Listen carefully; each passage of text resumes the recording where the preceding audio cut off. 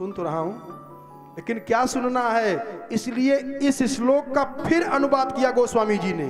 कहा कलयुगी लोग हैं ना, समझ नहीं पाएंगे ठीक से ये, इसलिए उसी श्रवणम कीर्तनम विष्णु स्मरणम पाद सेवनम अर्चनम वंदनम दास्यम सख्यम आत्मनिवेदनम इति पुंसार्पिता विष्णु भक्तिश्चे नवलक्षणाः क्रियते भगवत्यध्यात्मन्यधीतिमुत्तम। इन नवधा भक्ति को गोस्वामी जी ने अवधि में उतारा कि भैया हो, कान में लीड लगा करके फिल्मी गाना सुनने से भक्ति नहीं होगी। कहा फिर कहा प्रथम भगति संतन कर संगा, प्रथम भगति संतन कर संगा, दूसर रति मम कथा प्रसंगा, दूसर रति मम कथा प्रसंगा।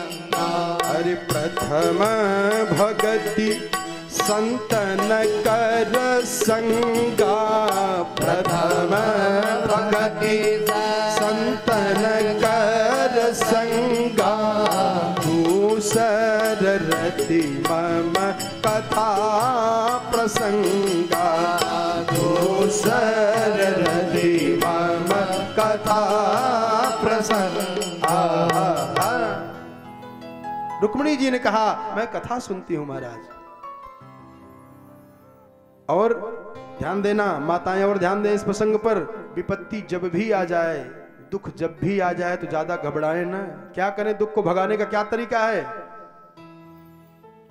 दुख का मिटाने का, भगाने का सबसे सुंदर तरीका है दुख चला जाए। कैसे दुख चला जाएगा? कहा दुर्भगाया न मे धाता नानुकूलो महेश्वर। रुक्मिणी जी सोच रही है कि हम जिसको पत्र लिख करके भेजी थी वो आए भी नहीं, ये जवाब भी नहीं मिला कि भगवान आएंगे कि नहीं आएंगे, क्या करूं? और ऐसा सोच करके एवं चिंतयति बाला, माताएं जरा इस पर और ध्यान देने। कभी जब दुख आवे, आप लोग भी ध्यान दें, सब ध्यान दीजिए इस शब्द पे, जब भी ज्यादा दुख आवे अथवा दुख की आपके अंदर भावना जगे, आपको लगे कि अब हम दुखी होने वाले हैं, तो क्या करना चाहिए? चिंता नहीं, चिंता करोगे तो दुख बढ़ता जाएगा, दुख बढ़ता जाएगा। और चिंता नहीं करोगे, चिंता को मिटा के क्या कर देना है? चिंतन करना है। ध्यान देना, चिंता मिटेगी नहीं, मिटेगी कब? एक था आदमी और गया एक महात्मा की बड़ी सेवा करने लगा। महात्मा जी खुश हो गए। कहा बताओ बेटा क्या दे दूं? कहा महाराज घर में काम धंधा बहुत है, काम धंधा इतना ज्यादा है कि मैं कर नहीं पाता हूं। महात्मा जी ने कहा एक शैतान दे देता हूं। अरे महाराज बड़ा खुश हो गया। महाराज बहुत अच्छा, शैतान दे दीजिए। कहा लेकिन शैतान के साथ एक शर्त है। कहा क्या? कहा शैतान को काम बताते जाओगे तब तो ठीक है, वो काम करेगा, लेकिन खाली बैठेगा तो आपका भी नुकसान करना शुरू कर देगा। वो आदमियों आप प्रसन्न हो गया, अरे महाराज इतना काम है, कोई कहा जन्म नहीं पूरा कर पाएगा। कहा तो ठीक है दूं? हाँ महाराज दे दीजिए। और बाबा जी ने दे दिया और शैतान को लेकर के आया। तो कुछ दिन तो बड़े आराम से रहा, वो खेत लगाना है, उसको खेत में ये बोना है, ये करना है वो, और शैतानवा झट करके आ जाए, हो गया हो गया। कुछ दिन के बाद कहा कि बच्चों हमारे विषय में जाने। कहा क्या? कहा मैं नुकसानों करता हूं बहुत जोर, विनाश कर डालूंगा सब। अब बेचारे डरे डर कर फिर गए उन्हीं बाबा के पास, महात्मा जी के चरणों में लेट गए। उठ ही नहीं रहे थे। अरे उठ जा बेटा उठ। अरे नहीं महाराज बहुत बड़ी गलती हमसे हुई। कहा क्या? कहा उस शैतान तो कह रहा है विनाश कर डालूंगा। कहा कैसे? कहा काम इतने जल्दी से कर देता कि हमको बताने में देर होती, कमवा करके आ जाता। कहा काम बताओ नहीं तो सत्यानाश करूंगा। तो बाबा जी ने कहा कि एक काम कर लो। कहा क्या? कहा एक लंबा बांस लेके गाड़ दो आंगन में, और जब शैतान को काम कराना हो तो भेज दो काम करे, और काम करके जब आवे ना तो उसको कह दो इधर से चढ़ो इधर से उतरो, इधर से चढ़ो तो इधर से उतरो। ऐसा करता रहे। फिर काम आवे बुला ले, जाओ काम कराओ। क्या है जानते हो? ये मन रूपी शैतान को परमात्मा ने इस जीव को दे दिया, अलग से काम कराओ। और अगर काम कराओ झट से काम करता है, झट से बिगाड़ देता है। कोई सोचा अब लड़का MBBS कर रहा, जहां MBBS हुआ ना, भले कर्जा लेना पड़ रहा है, भले पानी की जैसा बहा रहा हूं, लेकिन लड़का MBBS जहां किया ना, तो पैसा पानी बना देगा, पानी को पैसा बना देगा। ये अभी हम पैसे को पानी बनाया हूं, अभी लड़का जब हो जाएगा डॉक्टर ना, तो पानी को पैसा बनाएगा। 2 बोतल टांगा तो इतना दो, और थोड़ी देर में अगर फेल हो गया तो दरिद्र हो गए। क्या करें तब? कहा इस मन रूपी शैतान को भगवान के स्मरण में लगा दो, माला घुमाओ और सुमेर के पास आओ, फिर घुमा करके उसको घुमाते रहो, और जब काम आ जाए तो रख करके फिर काम में लगा दो। लेकिन जब खाली समय पाओ फिर लगा दो उसको भगवान के चरणों में। हमारा कहने का अभिप्राय, चिंता नहीं, खाली बैठ जाओगे तो चिंता शुरू। क्या करना है? चिंतन करना चाहिए। चिंता करने से समस्या बढ़ जाती है और चिंतन करने से समस्या घट जाती है। रुक्मिणी जी ने क्या किया? आज रुक्मिणी जी को शिशुपाल लेकर के जाने वाला है, उसके साथ जाना नहीं चाह रही है, लेकिन क्या किया रुक्मिणी जी ने? एवं चिंतयति बाला, चिंतन कर रही है। और गोविंद हित मानसा, अपने हृदय में गोविंद भगवान का स्मरण करके, और न्यमीलयत काल ज्ञान नेत्रे चाश्रुकला कुले, भगवान के स्मरण में इतनी तल्लीन हो गई हैं कि रुक्मिणी जी के आंख से आंसू आ गए, आंख में आंसू भर गए। ये इतने कीमती हैं आंख के आंसू। और हम लोग, कई लोग ऐसे हैं, बात करते रहते हैं, रो देते हैं, उनके सामने रो रहे हैं, उनके सामने रो दे रहे हैं, उनके सामने रो दे रहे हैं। इस कीमती आंसू को केवल भगवान के सामने गिरा दो, गिर नहीं पाएगी आंसू, तब तक भर में समस्या का समाधान। और ज्यों इनके आंख में आंसू आए, देखा कि इनका बायां अंग फड़क गया अपने आप से। ध्यान देना, ये शरीर एक यंत्र है प्यारे। स्त्रियों का जब बायां अंग फड़क जाए तो जान लेना शुभ है, और पुरुष का अगर दाहिना अंग फड़क जाए तब जान लेना शुभ है। स्त्रियों का दायां अंग फड़के तो जान लो कुछ अशुभ होने वाला है, और पुरुष का अगर बायां अंग फड़के तब सचेत हो जाओ कुछ अशुभ होने वाला है। कहते हैं कि अब रुक्मिणी जी का बायां अंग फड़का तो रुक्मिणी जी जब नजर आगे बढ़ाई, देखी तो ब्राह्मण देवता सामने से दिखाई दिए, आंख से इशारा किए कि द्वारिकाधीश आ चुके हैं, घबराइए मत। रुक्मिणी जी बहुत प्रसन्न हुई, इतनी ज्यादा प्रसन्न हुई कि हाथ जोड़ करके अपने सर को धरती पे रख दी और कही कि आज से ऐसे जो संध्या बंदन करने वाला है, गायत्री जप करने वाला ब्राह्मण है, उस ब्राह्मण के चरणों में मैं निवास करूंगी। इसीलिए ब्राह्मण का चरण धो करके घर में छिड़कते हैं। रुक्मिणी जी प्रसन्न हो गई, उनकी सखियां उनको सजाई, खूब बढ़िया सब कुछ की। कहते हैं उसके बाद जब विदुषी ब्राह्मणियां लिवा करके जाती हैं, चलती हैं और मंदिर में जाती हैं, तो देखो मंदिर में कैसे जाना चाहिए, मंदिर में जाने का भी नियम है, कैसे पैर धोएं, हाथ धोएं, क्या करें, जरा इस प्रसंग से थोड़ा सा समझ लें। कहते हैं कि जब मंदिर में विदुषी ब्राह्मणियां लिवा करके जा रही हैं तो कैसे मंदिर में जाने से फल होता है।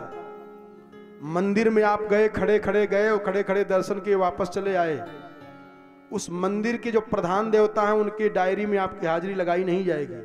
आप अपने मन के जाओ आओ, क्या मतलब है। कर्मकांड ये कहता है कि आसाद्य देवी सदनम हरि धौत पाद कराम बुजा, मंदिर में जाने के पहले ब्राह्मणियों ने पैर धुलाई, फिर हाथ धुलाई और उपस्पृश्य शुचि शांता, आचमन कराई, और आचमन कराने के बाद शांत भाव से जाकर के माता जी की पूजा कर रही है। क्रोध में, गुस्सा में, मांगने वाले भाव में मंदिर में नहीं जाना चाहिए। शांत हो, प्रसन्न हो, खूब अच्छे से रहें, अब भगवान के पास जाके पूजा करें अच्छे से, जितना अच्छा सच्चा हो सके। देवो भूत्वा देवम यजेत, शिवो भूत्वा शिवम यजेत। जिनकी उपासना करनी हो उन देवता का आचरण व्यवहार कुछ अपने ऊपर लाने का प्रयास करें। स्नान कर रहे हैं, कपड़ा भीगा हुआ, कपड़ा बदल रहे हैं, तब तक जय हनुमान ज्ञान गुण सागर जगह बेसी लोग नाम देते पावन तनय संकट हरण ले, हो गया हनुमान चालीसा का पाठ। जिन देवता की पूजा करनी हो उनके अनुसार अपना आचरण व्यवहार बनाएं। देवो भूत्वा देवम यजेत। अब यहां जब गई हैं रुक्मिणी जी तो 16 प्रकार से पार्वती जी की पूजा की है। नमस्ये त्वाम्बिके भीक्षणम स्वसंतानयुताम शिवाम भूयात् पतिर्मे भगवान कृष्णस्तदनुमेयोदताम। 16 प्रकार से पूजा की हैं। जय जय गिरिवर आर्य राज किशोरी जय महेश मुख चंद्र चकोरी जय जय गिरिवर राज किशोरी जय महेश मुख चंद्र चकोरी जय गजबदन सदानन माता जय गजबदन दानन माता जगत जननी द्रामिनी द्रुति गाता जगत जननी द्रामिनी द्रुति गाता पूर्वाहु मोर मोरधनी के पूर्वाहु मोर नोरधनी के बसहु सदा पुर सब ही के बसहु सदा पुर सब ही के।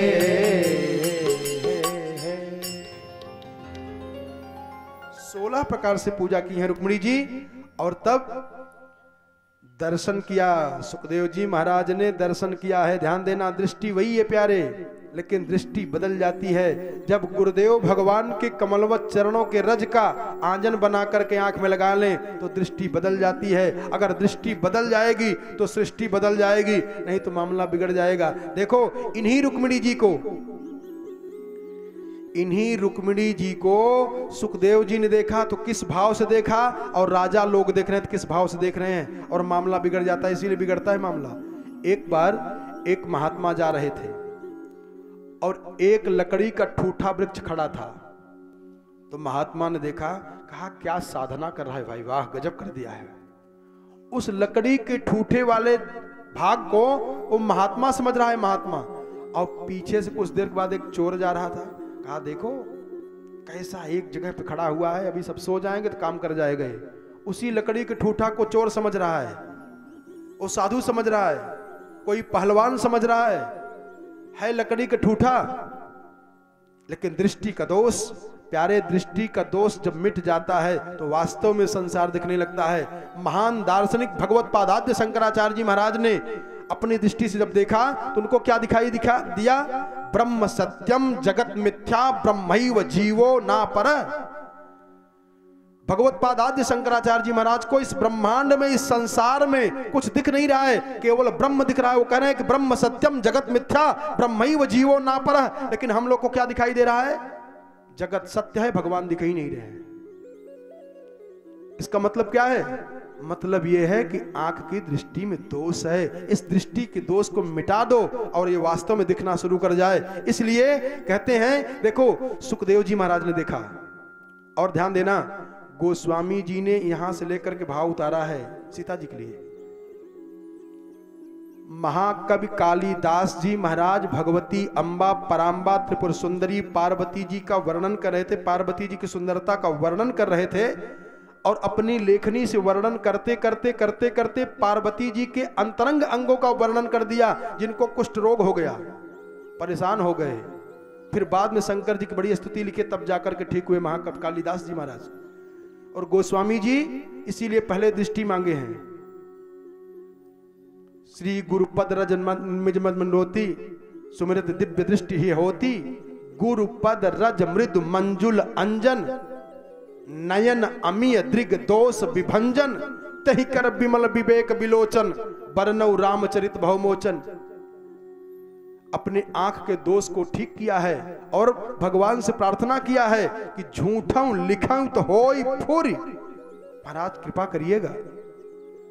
सीता जी की सुंदरता का वर्णन कर रहे थे और आधी अर्धाली लिखे, अब घबरा गए।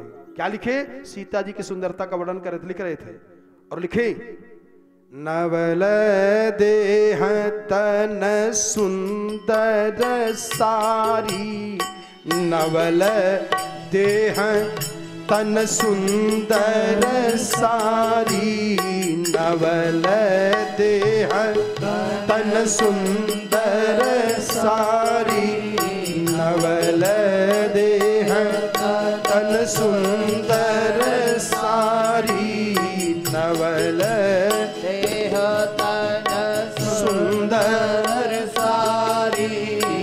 घबरा गए कौन? गोस्वामी जी। इसका अर्थ क्या हो रहा है? नया शरीर हो, माने जवानी का शरीर हो और सुंदर साड़ी पहनी हुई है, कहीं एक तो लोगों का मन वैसे ही काम से लिप्त रहता है, और ये लिख दिया मैंने, बहुत बड़ी हमसे गलती हुई है, हे भगवान कहीं कालिदास वाली दुर्दशा मेरे ऊपर नहीं होने वाली है। अब पूरी रात बैठ करके गोस्वामी जी रो रहे हैं, मिटा रहे हैं, चौपाई मिट रही है, क्या करें अब, परेशान और डर रहे हैं कि अगर ये सही नहीं हुई तो वही बीमारी हमको पकड़ लेगी। क्यों? क्योंकि नवल देह तन सुंदर सारी, नवल देह जवानी का शरीर हो, सुंदर साड़ी हो, नवल देह तन सुंदर सारी, नवल देह सुंदर साड़ी। गोस्वामी जी रो रहे हैं, रो रहे हैं। हनुमंतलाल जी आ गए, बाबा क्या हुआ? अरे महाराज बहुत बुरे फंस गया हूँ, बचा लीजिए, आप तो हमारे गुरु हो, भगवान हो, सब कुछ आप हो। कहा क्या? आई चौपैया देखिए जरा, बड़ा फंस गया हूँ, मिटा रहा हूँ, न मिट रही है। हमको अनुवादक हैं, लेकिन क्या अनुवाद इसका करूँ? हनुमान जी ने कहा घबराओ मत, ये आधी अर्धाली को अगली वाली अर्धाली ठीक कर देगी। कहा क्या काम? मैं जो बोला उसको लिखो। हनुमान जी इस आधी अर्धाली को बोले हैं, नवल देह तन सुंदर सारी, नवल देह, गोस्वामी जी का हनुमान जी बोल रहे हैं, जगत जननी अतुलित छवि न्यारी, जगत जननी अतुलित छवि न्यारी, हरि नवल देह तन सुंदर सारी, नवल देह तन सुंदर सारी, जगत जननी अतुलित छवि न्यारी, जगत जननी अतुलित छवि न्यारी। यहां देखें, रुक्मिणी माता जी को देखा, आचार्य प्रवर ब्रह्मविद वरिष्ठ श्री सुखदेव जी महाराज ने इनकी दृष्टि में जरा देखो, क्या देखे? सोचा कि एक बार मैं भी माता जी का दर्शन कर लूं, और जब देख रहे हैं आंख से तो कहा सुचिस्मिताम, पूरा भाव नहीं खोलूंगा, एक गुण किसी भी स्त्री के अंदर आ जाए, थोड़ा बहुत भी आ जाए, तो जहां भी रहे, चाहे जहां भी रहे, उसके यहां कभी भी परेशानी नहीं आ सकती। लोग कहते हैं ना, भैया हमारे घर की तो लक्ष्मी बनकर के आ गई है। ऐसा गुण जिनमें आ जाए, किसी स्त्री में आ जाए, इसमें पूरा उनका वर्णन किया गया है। एक लक्षण बताया जा रहा है कि अगर ऐसी इस किस्म की स्त्रियां जिसके भी घर में चली जाएं तो भगवान सबको कृपा हो जाए। क्या? शुचिस्मितां बिंब फलाधरद्युतिर शोणायमान द्विज कुदम कुंडलाम, और पदा चलंती, कैसे चलती हैं, चलने के भाव को भी बताया है सुखदेव जी महाराज ने। पदा चलंतीम कलहंस गामिनीम सिंजत कलानोपुर धाम शोभिना। सुखदेव बाबा कहते हैं ये लक्षण है, दांत कैसे हैं, ओठ कैसे हैं, कैसे चलती हैं, कैसे देखती हैं, इसमें लक्षण बताए। और कहा बिलोक्य वीरा मुमुहु समागता, बड़ी बड़े जो राजा महाराजा लोग गए थे, कहा एक झलक हम देख लेते, कहाँ है राजकुमारी, और झांकना चाह रहे हैं, देखना चाह रहे हैं। कहते हैं कि जब उन लोगों ने देखा तो उनकी दशा क्या हुई, देखो इन्हीं को राजकुमारी रुक्मिणी जी को सुखदेव जी महाराज ने जब देखा तो माता जी जगत जननी मान करके प्रणाम कर लिया। और जब राजा लोग गए, जो शिशुपाल के मित्र मंडली आई थी, राजा शिशुपाल की सुरक्षा में आए थे, जरासंध प्रलंबासुर बड़े बड़े राजा लोग आए थे, इनकी क्या दशा हुई? सुखदेव बाबा कहते हैं कि याम वीक्षते नृपतयस्तदुदारहास व्रीडावलोकहित चेतस उज्जितास्त्राः। राजा लोगों का राजकुमारी यही है, इन्हीं का विवाह होने वाला है शिशुपाल के साथ में। अरे पेतु क्षितौ गजरथा स्वगजा विमूढ़ा, मूढ़ नहीं भी उपसर्ग लगा के बोल रहे हैं। पेतु क्षितौ गजरथा स्वगता विमूढ़ा यात्रा छलेन हरयेर्पयतीम स्वशोभाम। रुक्मिणी जी इतनी सुंदर है, इतनी सुंदर है। सुखदेव जी महाराज कहते हैं कि मूर्खों ने जब देखा रुक्मिणी जी को, तो जो हाथी पे बैठा है राजा चमर चल रहा है, कोई रथ पे बैठा है चमर चल रहा है, राजा है, एक खंड पृथ्वी का राजा है, दो खंड पृथ्वी का राजा, बड़े बड़े राजाओं की दशा क्या हो रही है। कहा जब उन माता रुक्मिणी जी का दर्शन किया और झांक करके देखे तो कहा पेतु क्षितौ गजरथा स्वगता विमूढ़ा। भी उपसर्ग लगा करके मूढ़ नहीं, ये महामूर्ख लोग हैं। क्यों? क्योंकि माता जी को कामनी के रूप में देखा है। और जब हाथिया से नीचे सोचे झुक करके दर्शन देखूं, घूंघट उठा रही हैं, और हाथिया पर गिरे धड़ाम से और गिरे तो गिरे रह गए, मुंह खुला है तो खुला, अरे बाप इतनी सुंदर। अब ऐसे ही खुला का खुला, वैसे बेहोश पड़े हुए हैं, हाथी जा रहा है हाउदाम पड़े हुए हैं। और कोई रथ से गिरा तो जहां का तहां जैसे पत्थर की मूर्ति बना दिया जाए। अरे राम राम राम, क्या साड़ी है, क्या पायल की आवाज है। जितने राजा महाराजा थे सब वहीं गिरे पड़े जा रहे हैं। कहा नारी नयन सज जाहि न लागा, नारी नयन सर जाहि न लागा, घोर क्रोध तम निसी जो जागा, घोर क्रोध तमनिसी जो जा। कोई कुछ देख करके गिर पड़ रहा है, कोई कुछ देख करके गिर पड़ रहा है। और इतनी नहीं, और जब भगवान रथ लेकर के आए ना, अरे राम राम, उसमें बचे खुचे जो कुछ अपने आप को लगाते थे, हम नहीं देखेंगे, हम ठीक ठाक बने रहेंगे। क्यों? क्योंकि शिशुपाल ने सुरक्षा में लगा दिया था। जब भगवान आए रथ से तो किसी ने नहीं कहा क्या घोड़ा है भैया, और घोड़वा ही देख कर बेहोश। किसी ने कहा घोड़ा की पूंछ क्या है, उसके कान क्या है, गिरे जा रहे हैं, गिरे जा रहे हैं सारे सैनिक। किसी ने कहा कि पीतांबर क्या है, अरे राम राम राम राम, सब की दशा सब वहीं गिर पड़े। और तब रुक्मिणी जी के लिए सुखदेव जी महाराज कहते हैं कि उत्सार्य बाम कर रई लकराल पांगई। रुक्मिणी जी मंदिर में से पूजा करके जब निकली हैं, क्या सुखदेव जी महाराज ने फोटो खींच के बताया है, जब निकली हैं मंदिर में से पूजा करके तो सोची कि तो सब मूर्छित पड़े हुए हैं राजा लोग, हमारे प्रियतम कहाँ हैं। तो उत्सार्य वाम कर जैर कराल पांगई, वाम माने बायां, बाएं हाथ से घूंघट उठाई रुक्मिणी जी कि कहाँ हैं हमारे प्रियतम, हमारे भगवान श्याम सुंदर कहाँ हैं। और जब बाएं हाथ से घूंघट उठाई भगवान दिख गए। और जब भगवान दिखे तो रुक्मिणी जी सोची कि मैं स्वयं चली जाऊं, तो भगवान सोचे कि मर्यादा का हनन हो जाएगा, इसलिए रुक्मिणी जी को अपने साथ उठा करके रथ में बैठा लिए और रथ पे बैठा करके लेके चल दिए। और इधर शिशुपाल जो होता है ना, द्वारकाचार सब बैठते, दुल्हा है या बैठा मौर बांधे, मंत्र चल रहा है। शिशुपाल अपने मंत्रियों से कहा, सहयोगियों से कहा, भैया राजकुमारी जी कुछ अता पता चला नहीं, लंबी सेना है। और तब तक कुछ देर के बाद एक ने आकर के बताया धीरे से कान में कि राजकुमारी जी को द्वारकाधीश लेके गए। और धीरे धीरे करने करने जपन जनाहा, एक कान से दूसरे कान में, दूसरे से तीसरे, जाते जाते जाते जाते देखा शिशुपाल जो पीढ़ा पे खड़ा है, लंबा मौर बांधा हुआ है, खड़ा है। और तब तक किसी ने बताया कि राजकुमारी को लेकर के द्वारकाधीश गए, ऐसे चक्कर खा गया धड़ाम से बेहोश। ले एक ये भी लक्षण है, जो इतना जिसका कलेजा कमजोर होगा, जो इतना साहस से हीन होगा, उसको लक्ष्मी थोड़ी मिलेंगी, उसकी लक्ष्मी की कृपा उसके ऊपर थोड़ी हो पाएगी। साहसी होना चाहिए। इसका साहस कितना है, केवल कान से सुना, चक्कर खाया, जय सिया राम, नीचे गिर पड़ा, बेहोश हो गया। अब इसके लोग कई पानी का छींटा मारे, भैया उठाओ नहीं तो तेरे ही इनका भी करना पड़ जाएगा। अब जरासंध आया, मेरा मित्र गिर पड़ा है, तो जरासंध ने कान में कहा, हरे शौरे हे सप्तदशा हम वही संयुगान पराजितः। अरे यार मित्र शिशुपाल, उस द्वारिकाधीश को सुन करके तुम मूर्छित हो गए हो।